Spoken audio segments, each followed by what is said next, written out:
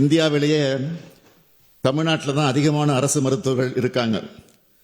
அதிகமான MBBS seat இருக்கிற இடமும் தமிழ்நாடு தான்.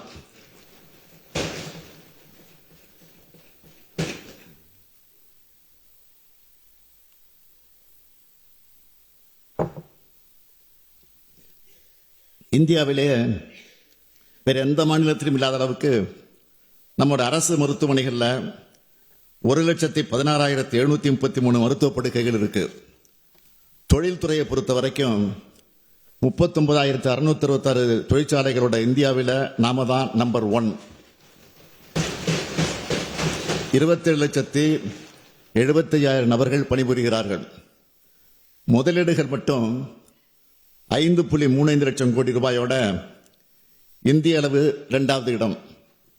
நம்ம திராவிட மாடல் அரசின் பெண்களுக்கான சிறப்பு திட்டங்களால அது வைத்தி ஒரு பிளாட் வாங்கணுமா இல்ல ஒரு பிளாட் வாங்கணுமான்னு ஒரே கன்ஃபியூஷன். ஒரு ரியல் எஸ்டேட் எக்ஸ்பர்ட் கிட்ட பேசு. எப்படி?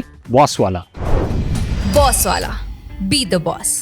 தொழிலாளர்களில் பணிபுரியும் பெண் தொழிலாளர்களின் பங்கேற்பு விகிதத்தில் 47 விழுக்காட்டோட இந்தியாவிலே நம்பர் 1 இருக்கும். காற்றாலை மின் உற்பத்தியில் தமிழ்நாடு 2வது இடம். சூரிய சக்தியில் 4வது இடம். புத்தாக்க நிறுவனங்களை உருவாக்குறதுல பெஸ்ட் பெர்ஃபார்மர் ஸ்டார்ட் அப் தரவரிசை பட்டியலில் 2018 கடைசி இடத்தில் இருந்த நிலையை மாற்றி 2022 ஆண்டுக்கான தரவரிசையில் முதலிடத்தை அடைஞ்சிருக்கிறோம். ஏற்றுமதி தயார்நிலை குறியீட்டில் முதலிடம். தோல் பொருட்கள் மற்றும் ஜவுளி பொருட்கள் ஏற்றுமதியில் முதன்மை மாநிலம்.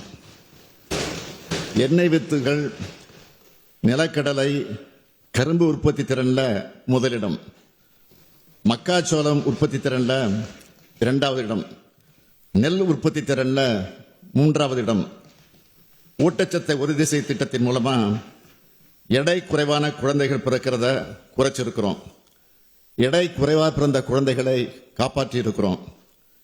இந்திய நீதி அறிக்கையின்படி தமிழ்நாட்டில் தான் காவல்துறையில் பெண் அதிகாரிகளுடைய எண்ணிக்கை அதிகம். இப்படி சாதனைக்கு மேல் சாதனையை செஞ்சுட்டு இருக்கக்கூடிய தமிழ்நாடு இந்த சாதனைகள் எல்லாம் சாதாரணமாக செஞ்சுட்டு இல்லை. மேலே பாம்பு, கீழே நரிகள்.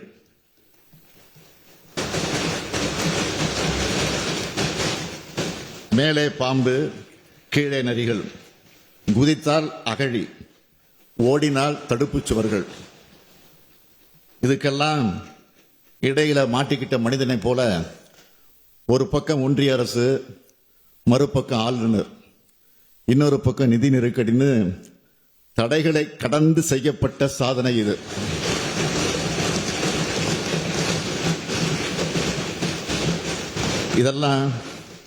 இதெல்லாம் ஸ்டாலின் என்ற தனி மனிதனோட சாதனைகள் அல்ல. என்னோட அமைச்சரவை அதிகாரிகள் அவருடைய கூட்டு உழைப்புக்கு கிடைச்ச பலன். எல்லாத்திலையும் என்னை முன்னிலைப்படுத்திக்கணும்னு நினைக்கிறவன் இல்லைன்னா இது ஒரு கட்சியினுடைய அரசல்ல, ஒரு கொள்கையினுடைய அரசுன்னு நான் குறிப்பிட்டேன். அப்படித்தான் செயல்பட்டு வரோம். இதுவரை இருந்த அரசுகளை காமராஜர் அரசு, அண்ணா அரசு, கலைஞர் அரசு, எம்ஜிஆர் அரசுன்னு சொல்றது வழக்கம். அந்த வரிசையில் இதனை ஸ்டாலின் அரசுன்னு சொல்லிக்கொள்ளாம திராவிட மாடல் அரசுன்னு நான் குறிப்பிட்டேன். ஒரு தனி மனிதனின் ஆட்சி அல்ல, ஒரு தத்துவத்தின் ஆட்சி என்பதன் அடையாளமாகத்தான் திராவிட மாடல் அரசுன்னு சொன்னேன். என்னை பொறுத்த வரைக்கும் கொள்கையும் இயக்கமும் தான் முன்னிலை பெறணும், வலிமை பெறணும். மாண்புமிகு பேரவைத் தலைவர் அவர்களே, தமிழ்நாடே சமத்துவபுரம் ஆகணும்னு திராவிட கொள்கை நெஞ்சிலே ஏந்தி இலக்குகளை நிர்ணயித்து திட்டங்களை தீட்டுகிறோம். நம்முடைய தமிழ் சமூகம் சிந்தனையால், பண்பாட்டால், பழக்க வழக்கங்களால் உயர்வடையணும். ஏற்றத்தாழ்வற்ற மனித உரிமையை சமூகமாக வளரணும். சுயமரியாதை, சமூக நீதி, சமத்துவம், சகோதரத்துவம், மதச்சார்பின்மை, கூட்டாட்சி கருத்தியல், அதிக அதிகாரங்களை கொண்ட மாநிலங்கள், அதுக்காகத்தான் உழைக்கிறோம். நிதிநிலை அறிக்கையும் 15ஆம் நாள் வேளாண் நிதிநிலைக்கும் தாக்கல் செஞ்சோம். அதைத் தொடர்ந்து நம்முடைய அவை முன்னவர் மூத்த அமைச்சர் அண்ணன் துரைமுருகன் அவருடைய நீர்வளத்துறையோட மானிய கோரிக்கை தொடங்கி வரிசையா ஏப்ரல் மாதம் முழுக்க துணை முதலமைச்சர் உள்ளிட்ட அனைத்து அமைச்சர்களும் தங்களுடைய துறைகள் சார்பிலான மானிய கோரிக்கைகளை தாக்கல் செஞ்சிருக்கிறாங்க. அந்த துறைகள் சார்பில் பல்வேறு திட்டங்களை அறிவிச்சிருக்கிறாங்க. விவாதங்களுக்கு பதிலளித்து பேசப்போ கூட பல்வேறு அறிவிப்புகளை செஞ்சிருக்கிறாங்க. இதெல்லாம் அறிவிப்புகள் மட்டும் இல்லை, தமிழ்நாட்டின் வளர்ச்சி பாதைக்கான மைல் கற்கள். யார் சிறப்பாக செயல்படுறதுன்னு ஒவ்வொரு துறைக்கிடையிலையும் போட்டி போட்டு கொண்டு செயல்படுறாங்க. ஒவ்வொரு துறையும் வெல்லும் துறையா செயல்பட்டு வர்றதை இந்த மாமன்ற உறுப்பினர்கள் நன்கு அறிவார்கள். அனைத்து துறை வளர்ச்சி, அனைத்து மாவட்ட வளர்ச்சின்னு குறிப்பிட்டு திட்டங்களை தீட்டியிருக்கிறோம்.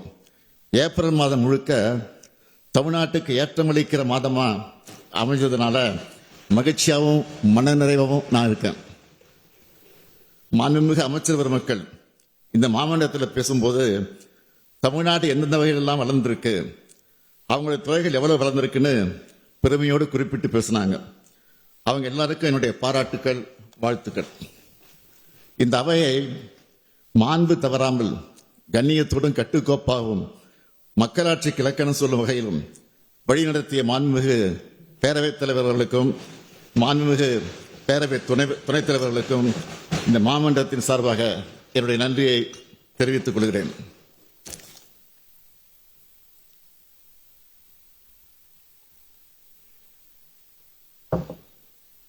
மாண்புமிகு பேரவைத் தலைவர்களே, அமைச்சர்களுக்கு நான் சொல்லிக் கொள்வது, உங்க துறையை வளர்த்தெடுத்ததுக்கு உங்களுடைய திறமை காரணமாக இருந்தாலும் இன்னொரு முக்கிய காரணம் இருக்கு.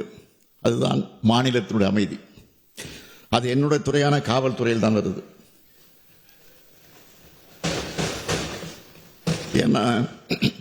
ஏன்னா அமைதியான மாநிலத்தில் தான் தொழில் வளரும், தொழிற்சாலைகள் வரும், கல்வி மேம்பாடும் வரும், பெண்களும் இளைஞர்களும் முன்னேற்றம் காண்பார்கள், விளையாட்டுத்துறை மேம்படும், உற்பத்தியும் ஏற்றுமதியும் அதிகரிக்கும், சுற்றுலா பயணிகள் வருவார்கள், கோயில்கள் தழைக்கும்.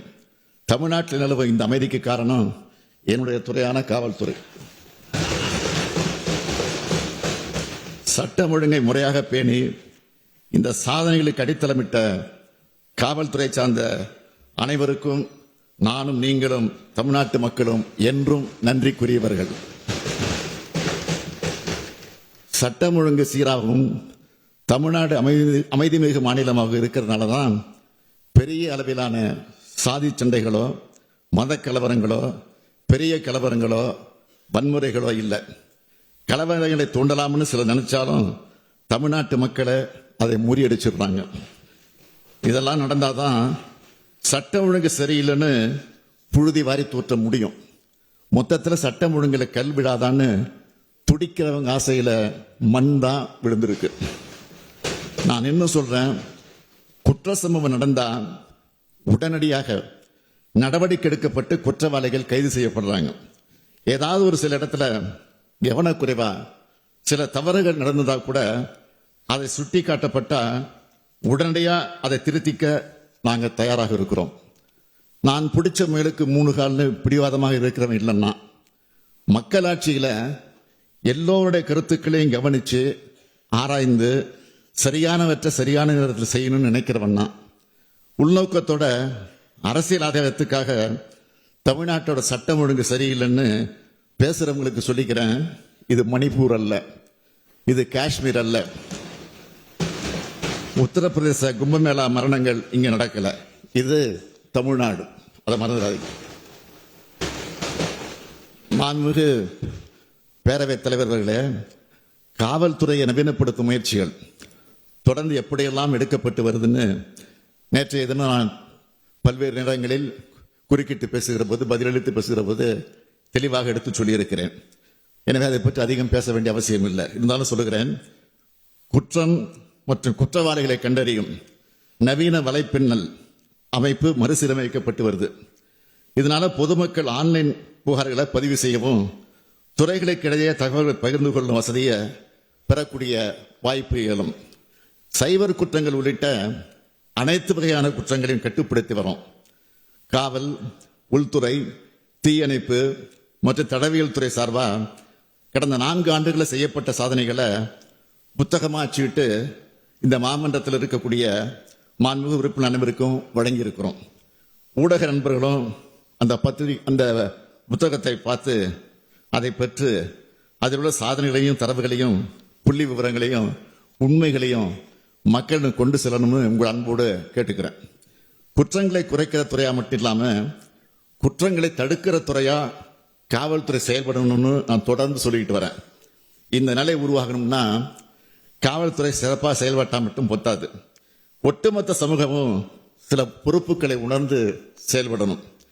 காவல்துறைக்கு பொறுப்பேற்றிருக்கக்கூடிய நான் இந்த தருணத்தில் இந்த அவையின் மூலமாக பொதுமக்களுக்கு சொல்லிக்கொள்ள விரும்புவது, சட்டம் ஒழுங்கை பாதுகாக்க வேண்டியது நம்ம அனைவருடைய கூட்டு பொறுப்பு. எனவே நீங்கள் அனைவரும் சட்டத்தை மதித்து நடக்கணும். சின்ன சின்ன அலட்சியங்களை கூட தவிர்த்து சுய ஒழுக்கத்தோடு எல்லோரும் இருக்கணும். ஒரு குற்றம் நடந்த பிறகு உடனடியாக காவல்துறைக்கு தெரிவிக்கிற பலர் இருக்கிறாங்க. அவர்களை பாராட்டுகிற அதே வேளையில் ஒரு குற்றம் நடக்கிறதுக்கு முன்னாடியே அதை உணர்ந்து தடுக்கிற முன்னெச்சரிக்கையும் நமக்கு தேவை. உங்கள் சுற்றுப்புறங்களில் சந்தேகப்படும்படியான நபர்களோட நடமாட்டம், செயல்பாடுகள் ஏதாவது தெரிஞ்சால் உடனடியாக காவல்துறைக்கு தெரியப்படுத்துங்க. அது மட்டும் இல்லை, ஓய்வில்லாமல் விழிப்புணர்வோடும் கண்காணிப்படவும் களத்தில் இருக்கிற காவல்துறையினர்கிட்ட கனிவாக நடந்துக்குங்க. அதே போல காவல்துறையினரும் பொதுமக்கள்கிட்ட கனிவாக நடந்துக்கணும். காவல்துறைக்கிட்ட அதிகாரம் இருக்கிறது. சட்டம் ஒழுங்கை நிலைநாட்டவும் குற்றங்களை தடுக்கவும் தான் என்பதை அத்துமீறல் சில காவலர்கள் உணரணும். அத்துமீறக்கூடிய அந்த காவலர்கள் சில உணரணும். காவல் உயர் அதிகாரிகள் இதை உறுதி செய்யணும். காவலர்கள் தன்னுடைய பணிச்சுமையும் தனிப்பட்ட வெறுப்புகளையும் பொதுமக்கள் கிட்ட காட்டிடக்கூடாது. காவல்துறையும் பொதுமக்கள் நண்பர்கள் என்பதை இரு தரப்பும் உணர்ந்து செயல்படணும்னு கேட்டுக்கிறேன். செயல்படுவீங்கன்னு நம்புறேன்.